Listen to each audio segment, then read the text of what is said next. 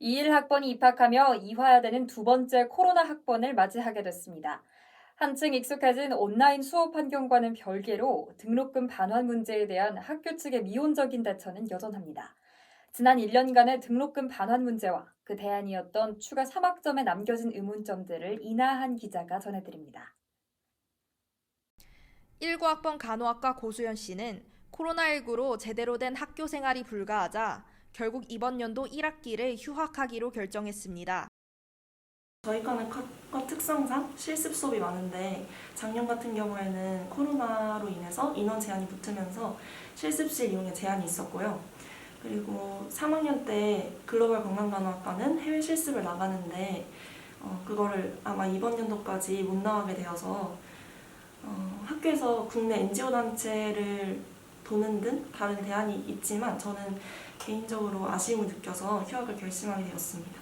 이처럼 코로나19로 휴학을 결정하는 학생들이 많습니다. 정상적인 학교 생활이 어려워진 상황에 맞추어 휴식을 갖거나 자기 개발을 하기 위해서입니다.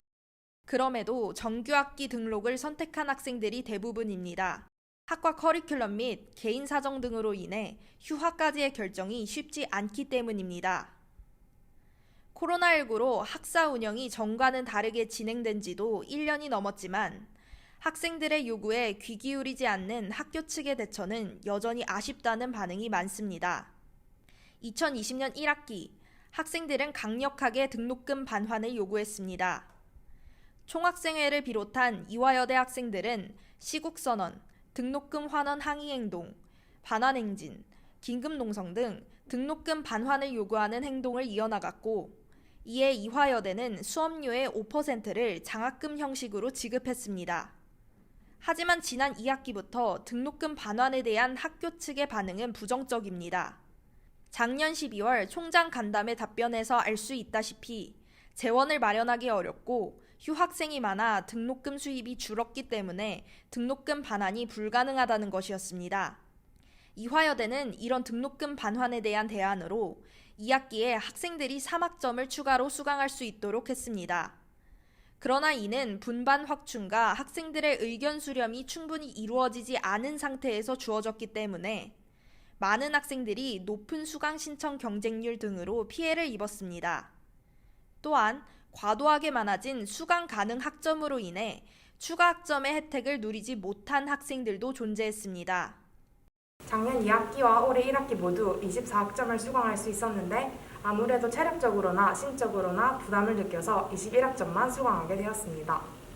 이렇게 피해를 입거나 실질적인 혜택을 받지 못한 학생들이 있음에도 불구하고 이화여대는 이번 연도 1학기 다시 추가 3학점을 수강할 수 있도록 했습니다. 이 과정에서 전체 학생 설문조사 등 학생들의 의견을 수렴하는 모습은 여전히 찾아볼 수 없었습니다. 강의 시간표 열람이 가능했던 1월 15일 이후인 22일에서야 추가 3학점에 관한 공지가 이루어진 건 역시 이와 같은 대안이 학생 민원을 처리하기 위해 졸속하게 만들어진 것은 아닌지에 대한 의문점으로 남습니다.